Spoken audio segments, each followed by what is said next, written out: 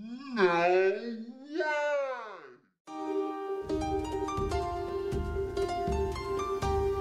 Bring the fire now.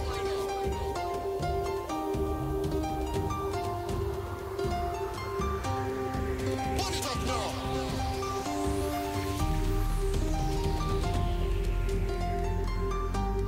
Bring the fire now.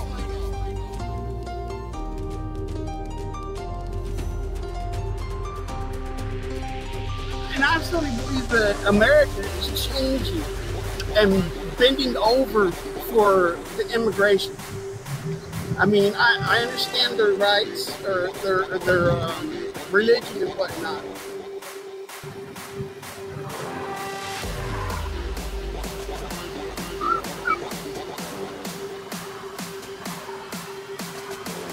Free to go. Power plants, the railroad, the chemical industry, everything. Free to go without a license. Yes, they could accommodate these people. We don't have those resources here. No, not even close. No. In there. So do you blame the Haitians? No, I do not.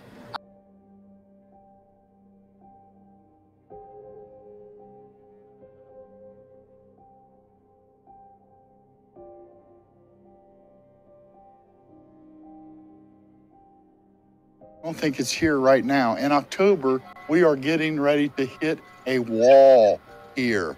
There is not any relief for the homeless. The homeless people in this community literally overwhelmed are not the people you think they are. Resources to resist this. The Democrats know this. It's all part of the agenda. And what they want, look at their platform, they want the fairness doctrine. Oh, if you live here, you should be able to vote. They want the vote for all of them. And what's going to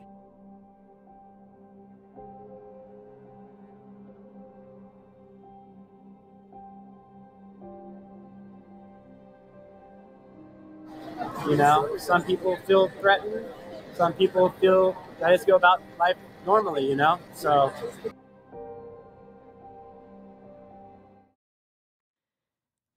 I have options. I can leave. But there are a lot of people around here that have been displaced out of their houses that don't have options. And these leaders are gaslighting these people, including some of the liberal church leaders around here telling them, don't you love people enough? Where is your love? While they're getting thrown out of their houses.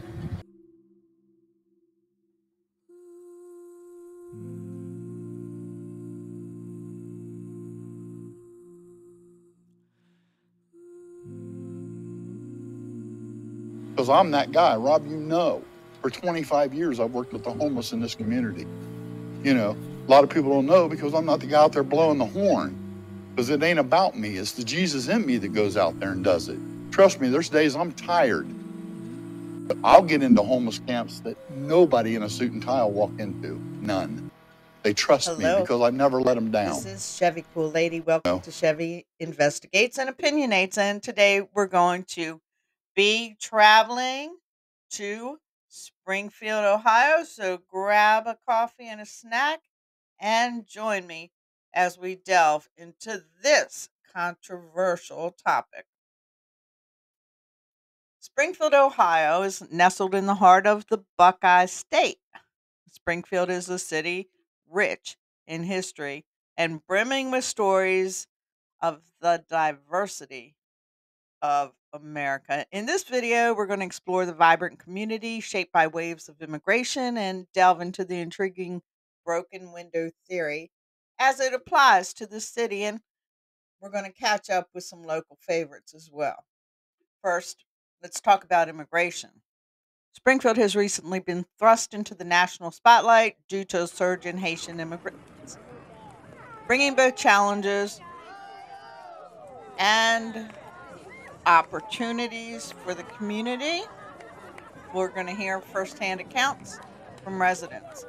We're going to hear and showcase the resilience and unity that is forming in that town. We're going to hear from local favorites and icons whose testimonies have recently gone viral. One is a man named Barron, who had the boldness to stand up at City Hall and reflect a true and righteous stance on the ever-growing homelessness that's plaguing really that city. We're going to also hear from a beautiful, bold woman who stood up and basically whistleblowed on some of the area Pew Pew stores.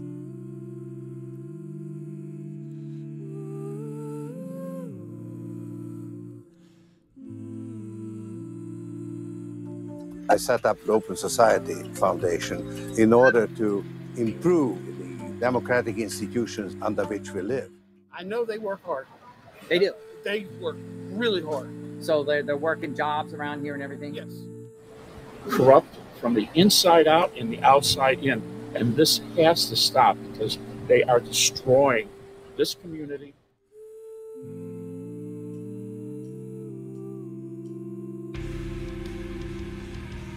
To the Central American migrant caravan heading to Mexico and the US.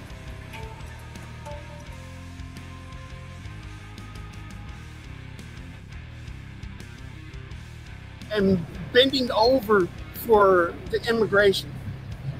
I mean, I understand their rights or their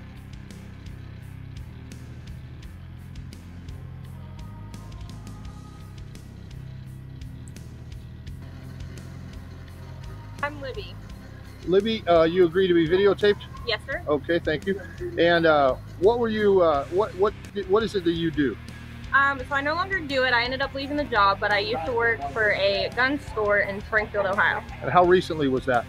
This was last year. It's been within the last year. Okay. And you left them about 2023 or sometime in 24? It's been about 10 months since I left. So when I worked there, we would have about 10 to 15 Haitian men come in every day. Normally it was just one in the group that would try and purchase a firearm. Most of them did not have U.S. IDs. They had Mexican IDs, and other countries I'm not really sure, but the most popular was Mexican. And I was told that I had to process the sales just like everybody else, like I would any other customer. And I would, and they were going through just fine, even though they weren't U.S. citizens, so I would have to put them on the do not sell list. Yes. And you put them on a do not sell list, and then what happened? I was told I was not allowed to do that because it was something with the Second Amendment. Being a nosy guy that I am, I guess, I walk over there. He's buying an AR. Ooh, buddy. Because he has an identification, man. No, he's exempt. No, he's exempt. No, he didn't. They actually are exempt for firearms backgrounds or any kind of ID or anything. Nothing. I couldn't believe it. Is this another magic card? Does he just give him his magic card and it's happening? His magic card, which was a federal something that he showed him, and she makes phone calls, yep, gotta sell it to him. Okay, now this has got to be the biggest part of the interview. All right, we're gonna get right into it. This video is going viral on the internet. Take a look at this. You know, the homeless problem. I don't know in this town because they all got vouchers. But I can show you a whole bunch of people that have been displaced, squatters that aren't happening. It's not there. There's veterans. Come see me. I'm not real hard to find. Ask anybody on the street. They'll tell you how to get a hold of me. I'll take you there. And no, they don't want your toothpaste and your peanut butter sandwiches.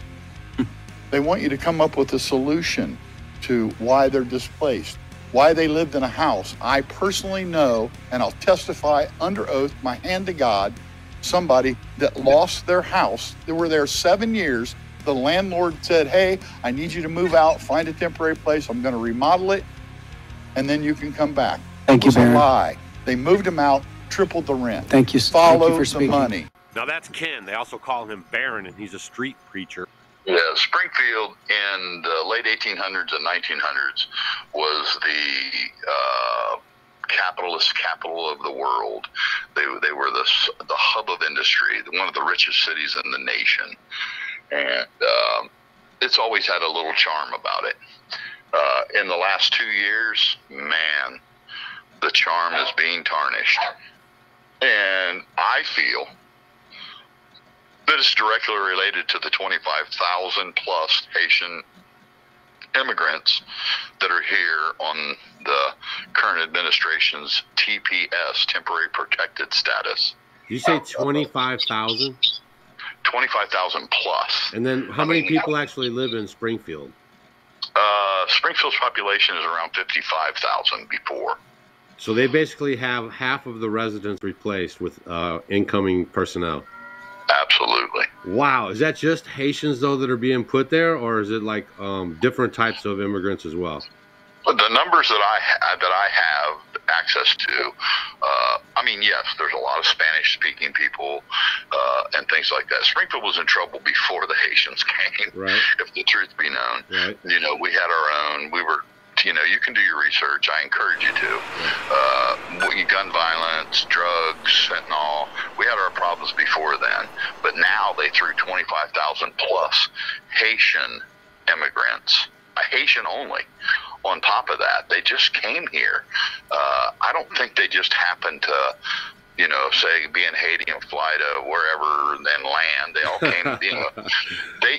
These people, they want you to believe that they floated in on boats, right, and like we used, you know, it didn't happen like that. They flew in on commercial.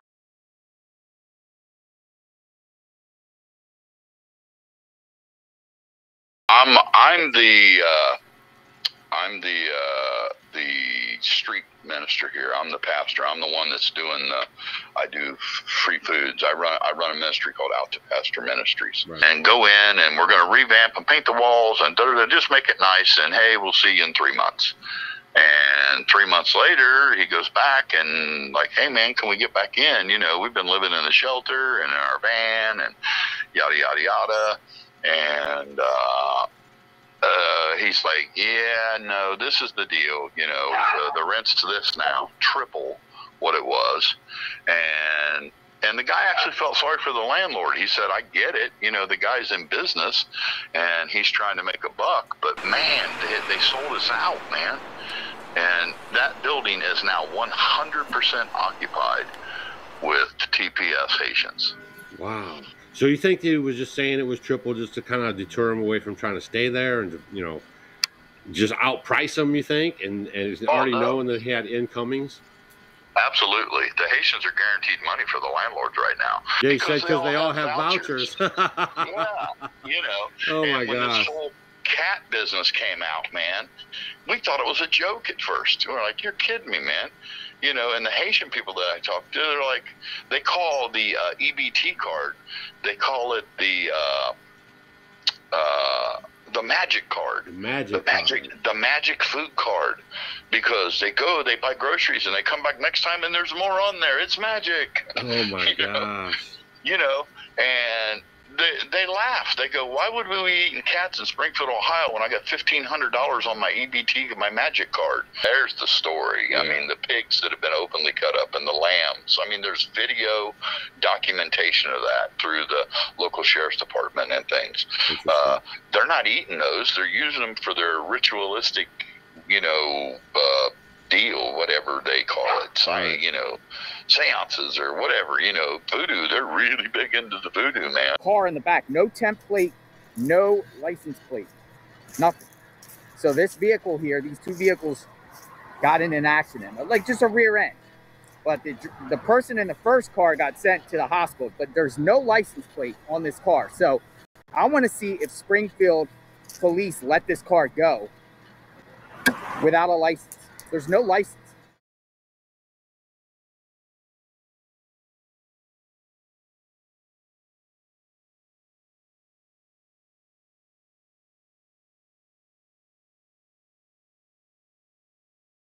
First met Eloy shortly after my wife called me in a panic. I was at work, and the phone rang. When I picked up, my wife was alarmed and shouted they hit the house. I didn't quite understand what she said the first time, so I asked her to calm down and repeat it. By this point, I was furious. After years of warning the city, it finally reached my family in a terrifying way. You see, the room that was hit was the very room where my wife was sitting.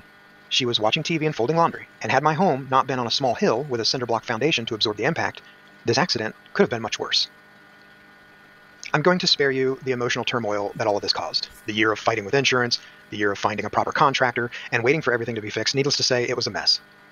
And I thought it was done, until I started hearing about more houses being hit by Haitian immigrants.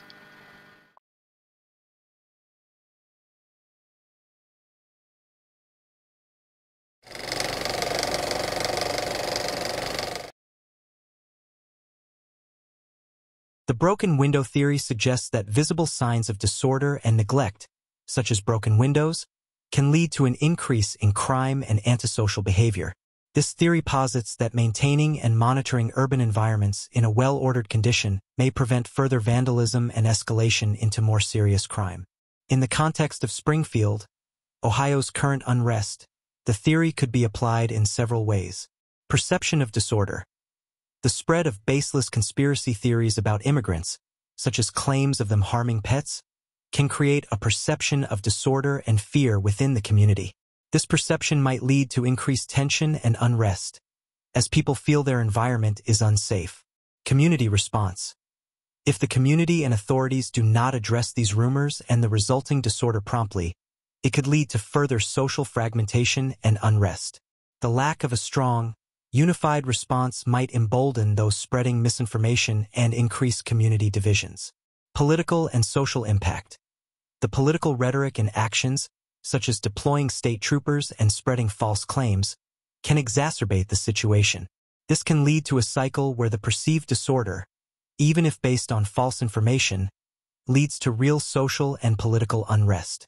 Addressing these issues through community engagement, clear communication, and maintaining order can help mitigate the unrest and restore a sense of safety and cohesion in Springfield. How do you feel about the current situation in Springfield? The Cloward-Piven strategy, developed by sociologists Richard Cloward and Francis Fox Piven in 1966, aims to create a political crisis by overwhelming the welfare system with demands, thereby forcing reforms and the establishment of a guaranteed minimum income. In the context of Springfield, Ohio, this strategy could be relevant in several ways. Economic strain. If local activists or groups were to encourage widespread enrollment in welfare programs, it could strain the local government's resources, potentially leading to a crisis that demands federal intervention and reform. Political mobilization. The unrest in Springfield, fueled by misinformation and social tensions, could be seen as a catalyst for political mobilization. By highlighting the gaps and inefficiencies in the current welfare system, activists might push for broader social and economic reforms. Social impact. The strategy's focus on creating disruption to achieve long-term social change aligns with the current unrest in Springfield. The community's response to perceived threats and the resulting social fragmentation could be leveraged to advocate for systemic changes. Understanding these dynamics can help in addressing the root causes of unrest and working towards sustainable solutions. What are your thoughts on how these strategies might impact Springfield's future?